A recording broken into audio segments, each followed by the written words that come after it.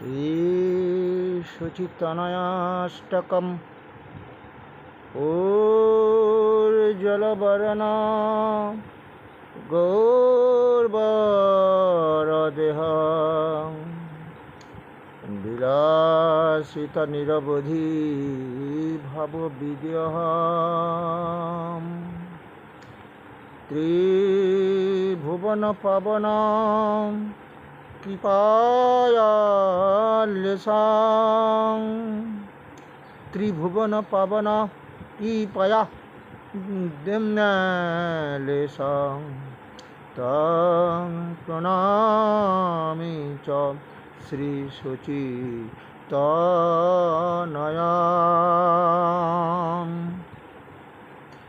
যার উজ্জ্বল বরণ গৌরবর্ণ সুন্দর দেহকানি নিরবধি অসীম ভাব সমহে বিশেষ রূপে উপচিত হয়ে শোভা পাচ্ছে, যার কৃপা তিলক পবিত্র করে, সেই কলিযুগ পাবন অবতারী রাধা কৃষ্ণ মিলিত তনু ভগবান মাতা শ্রী সচিতনয়কে আমরা প্রণাম করিতেছি। যার দেহটা কাঁচা সোনার মতো এবং যার দেহখানি আমরা দেখতে পাচ্ছি নানান সময় নানাভাবে বিমোহিত হয়ে আছে। কখনো তিনি কাঁদছেন হা কৃষ্ণ করে। কেন কাঁদছেন?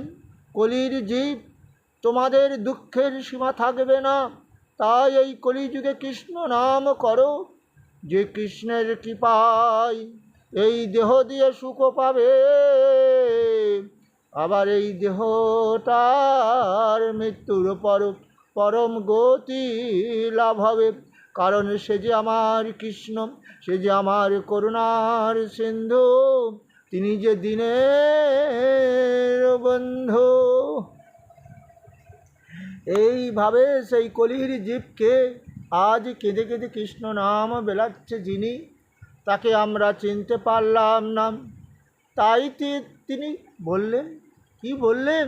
কলিযুগের জীবের দেহে এত পাপ জমবে এবং সেই পাপের ফলে তাদের রোগের শেষ থাকবে না। কত রোগে তারা ভুগবে, তাদের অকাল মৃত্যু হবে।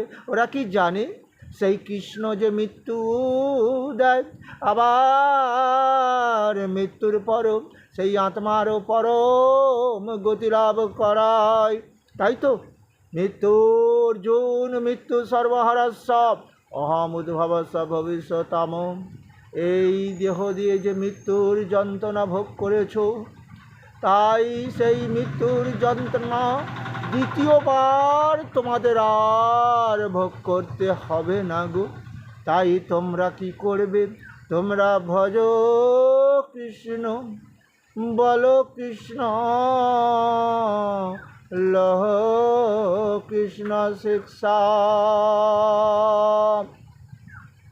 শোনো, কলিযুগে কি হয় জানো? মহামন্ত্র, এই যে হরিনাম সংকীর্তন। শোনো মিশ্র, কলিযুগে নহি তপযোগ্য, আমার যে জন ভজে কৃষ্ণ তাহার মহাভাগ্য। যারা কৃষ্ণ নাম ভজন করে তারা যে মহাভাগ্যবান। কিন্তু কলির জীবের দেহে যে পাপ কাম ক্রোধ লোভে যে তারা ভরে আছে, ও দেহটা কৃষ্ণ ভজন করতে তো পারছে না। তাই ভগবান বলেছিলেন যে একবার যে কৃষ্ণ নাম যদি কেউ বদনে আনতে পারে, সেই কৃষ্ণই তো তার দেহের মধ্যে আত্মা রূপে রয়েছে। আবার সেই কৃষ্ণই তাকে আবার তার নামটা ভজাবে। সেই নামটা ভজন করতে করতে এ দেহ যখন পাপমুক্ত হয়ে যাবে, এ দেহ আর কাম ক্রোধে লোভে বশীভূত হবে না। তখন সেই দেহটা হবে পবিত্র দেহ। সেই দেহটার। আর মৃত্যুর পর কি তার আত্মা প্রেতলোকে যাবে? সে তো প্রেতলোকে আর যাবে না গো, সে যে আমার বৈকুণ্ঠ লাভ করবে। তাই এইভাবে বিভিন্ন সময়ে সেই ভগবান কেঁদে কেঁদে আমার দ্বারে দ্বারে আমার নাম বিলিয়েছিল। যখন দেখছে কৃষ্ণ নাম কেউ তো বদনে আনতে পারছে না, তিনি তখন বলছেন, আহা, এই যে কি করব আমি যে পাপাহত কলির জীবদের কৃষ্ণ নাম ভজাইব, ভজিয়াই তো তাদের দেহ পাপ মুক্ত করব। কারণ আমি গীতাতে বলেছিলাম, শোনো অর্জুন, সমহম সর্বভূতেষু নমে দেশ হস্তি ন প্রিয়, যে ভজন্তি তুমাং ভক্তা মই তেষু চাপ্যহম। আমি কে? আমার সৃষ্টি এই জীব, আমি পিতা মাতা রূপে যাদের সৃষ্টি করেছি, তাই সেই সন্তানদের আমার কর্তব্যকে সুখদান করতে হবে দেহ দিয়ে, এবং মৃত্যুর পরে তাদের আত্মাটার সদ্গতি আমাকে লাভ করাতে হবে। তাই তো ছেলে গো আজ বাবার আত্মার সদ্গতি লাভের জন্য কৃষ্ণ ভজন করছে। তো কিন্তু যে বাবা নিজে সেই কৃষ্ণ ভজন করেনি, এবং সে কি মৃত্যুর পর পাপমুক্ত হয়ে স্বর্গে যেতে পারবে না? কেন? কারণ তিনি যে বলেছেন, নিজেই বলেছেন, না দত্তে কস্যচিৎ পাপাং ন চৈব সুকৃতিং বিভু অজ্ঞানাবৃতং জ্ঞানং তেন মুহ্যন্তি যন্তব।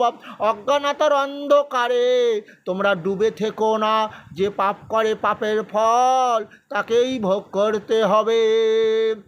আজকে দেখলে না সেই রত্নাকর দস্যু যে চোর বৃত্তি করতো, দস্যু বৃত্তি করতো, বাবাকে খাওয়াতো, মাকে খাওয়াতো, বউকে খাওয়াতো, কিন্তু কেউ কি তার পাপের ভাগ নিয়েছিল?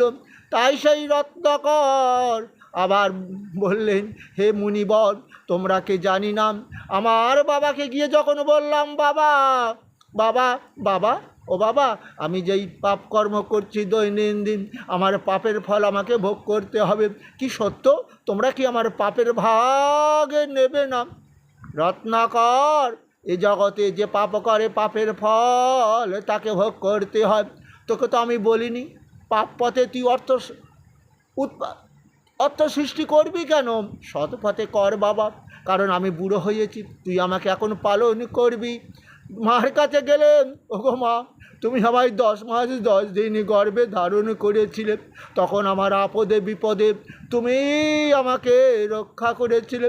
মা গো, এবার আমাকে রক্ষা করো মা, আমি অনেকে পাপ করেছি এই দেহ দিয়ে, তাই তুমি আমার পাপের ভাগ কি নেবে?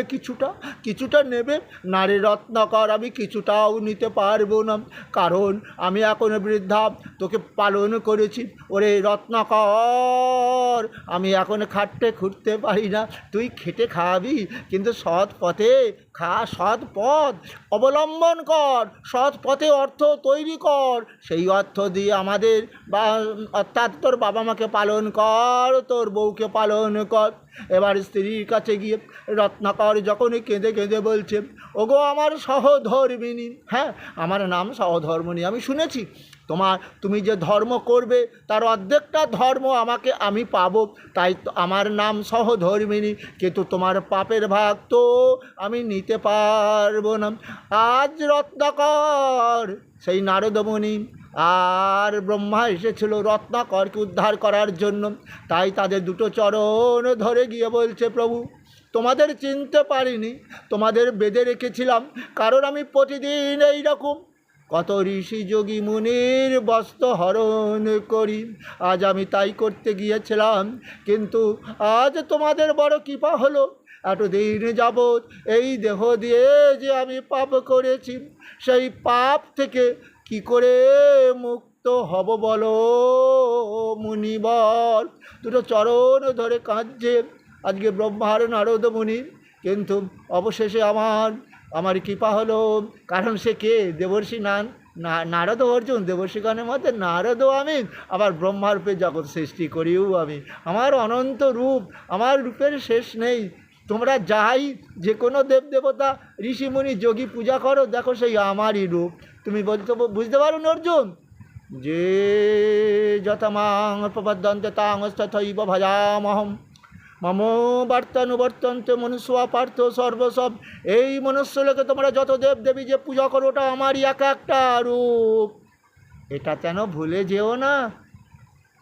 যে হো পন্ন দেবতা ভক্তা যজন্তে শ্রদ্ধয়া নিতাপ তেহপি মামেব কন্তয় যজন্ত বিধিপূর্বকম। অর্জুন, তোমরা যে দেবতাগুলো পুজো করছো না, হ্যাঁ, কামনা বাসনা নিয়ে ধনের দেবী, শান্তির দেবী, পুত্র সন্তান দেবে, গুড়োপাড়া কাটিয়ে দেবে, কি জানো তোমাদের এই পূজাটা বিধিপূর্বক পূজা নয়, আমার পূজাই হলো বিধিপূর্বক পূজা। তুমি এখন দেহে প্রাণ আছে, আমারই সৃষ্টি প্রাণে তোমার দেহের মধ্যে আছে, তাই কত দেবদেবী পূজা করছো। যখন এই দেহটা আমি ত্যাগ করব, অর্থাৎ ওই দেহের মৃত্যু দেব, তখন তোমাকে কি আশ্রয় দেবে গো? কেউ তো দেবে না। ওই দেবদেবী কি দেবে? কারণ মৃত্যু সর্বহরস্য, আমি কৃষ্ণই তো তোমাদের মৃত্যু দিয়ে থাকি। মৃত্যুর পর আত্মা তার যে কি করে গতি হবে বলো দেখি? মৃত্যু সর্বহরস্য অহম উদ্ভবস্য ভবিষ্যতাম। আমি কৃষ্ণ জীবের যেমন মৃত্যু দিয়ে থাকি, ভবিষ্যতে এই আত্মাটা দিয়ে আবার নূতন দেহ তৈরি করি অর্জুন। তাহলে আমার পার করবে কে? আমি তো। তাই তোমরা শোনো, যতই তোমরা অধিক পাপাকারী হও, আমার গীতামৃত পান করো। আর সেই গৌরাঙ্গ মহাপ্রভু তাই বললেন, যিনি গীতামৃত দান করেছেন এই কলির জীবকে, সেই কলির জীব যেন সেই গীতামৃত পান করে দেহটা পাপমুক্ত করে, এবং এই পাপমুক্ত হলে তারা দীর্ঘ আয়ু লাভ করবে। কারণ আমার কৃষ্ণ এটাও তো বলেছেন, ওই যে বললেন সমহং সর্বভূতেষু নমে দেশ হস্তিনা প্রিয় যে ভজন্তি তুমাং ভক্তা মই তেষু চাপ্যহম। ওগো শোনো অর্জুন, আমি সবাইয়ের প্রতি সমভাব, মানে কি জানো? হ্যাঁ, সমভাব জানো? এখানে সাত্ত্বিক ব্যক্তি আছে, রাজসিক ব্যক্তি আছে, তামসিক ব্যক্তি আছে না? তামসিক রাজসিক এরা কি বলে, কারা জানো?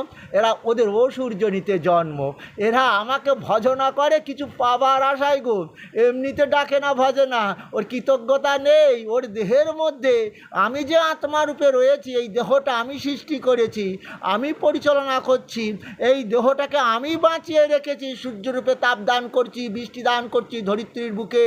আবার সেই বৃষ্টির ফলে যে ফলমূল তৈরি হলো, সেই ফলমূল যে খাবে, আমি জঠর অগ্নিরূপেও তো সেই খাদ্যগুলোকে হজম করাই, খাদ্যের সারবস্তুগুলোকে তো কাজে লাগাচ্ছি। এত যে আমি তার কত আপনজন, তুমি কি বুঝতে পেরেছ? তাহলে সেই আপনজনকে তো তারা চিনতে পারলো না। তবু এটাও আমি বলবো যে কাম ক্রোধ লোভ ষড়রিপু পঞ্চ ইন্দ্রিয়ের যারা বশীভূত হয়ে আছে, তারাও যদি কখন যে আসুরীয় ভাব, তারাও যদি সেই অতি দুরাচার অপিচেদ সুদুরাচার ভজতে মামান্য ভাব সাধুরে বসমন্তব্য সমাগ ব্যবসিত হিসব ক্ষিপ্রাং ভবতি ধর্মাত্মা সচ্ছন্তিগ্নি গচ্ছতে কন্তয়পতি জানহি নমে ভক্ত বনহস্যতি। আমার কৃষ্ণ নাম ভজন করতে করতে, আমার গীতামৃত পান করে সে যে আমার ভক্ত হয়ে গেল, ও দেহে আর পাপ থাকলো না, তাই ওই দেহটা শুদ্ধ দেহ হলো, ও পণ্ডিত ব্যক্তিতে পরিণত হলো। আমার এই ভক্তকে কেউ কোনো দিন বিনাশ করতে পারবে অর্জুন? সেটাই আমার গৌরাঙ্গ মহাপ্রভু তাই কলির জীবকে বলছে, তোমরা ভজ কৃষ্ণ, বলো কৃষ্ণ, লহ কৃষ্ণ শিক্ষা। হরে কৃষ্ণ হরে কৃষ্ণ কৃষ্ণ কৃষ্ণ হরে হরে, হরে রাম রাম রাম হরে হরে।